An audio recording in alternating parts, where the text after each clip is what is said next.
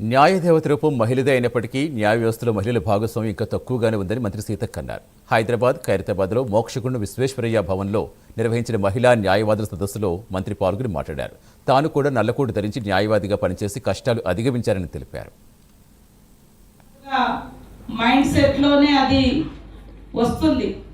మహిళలు అంటే తక్కువ, మహిళలు అంటే ఏం చేయలేరు అనేటువంటి భావన చిన్నపిల్లగాడి నుంచి పెద్దవాళ్ళ వరకు ఆటోమేటిక్గా అది వచ్చేస్తుంది. పురుషాధిక్య భావజాలంగా ఉన్నటువంటి సొసైటీ కాబట్టి దాన్ని మరి తెగ్గొట్టుకొని దాన్ని తెంచుకొని ఆ సంఖ్యలను తెంచుకొని ఆకాశంలోకి అంతరిక్షంలోకి వెళ్ళి వచ్చినా కూడా ఇంకా మనం రకరకాల వివక్షతలను ఎదుర్కొంటున్నామంటే అది కొన్ని యుగాలుగా మన మీద ప్రయోగించబడ్డటువంటి పురుషాధిక్య భావజాలం.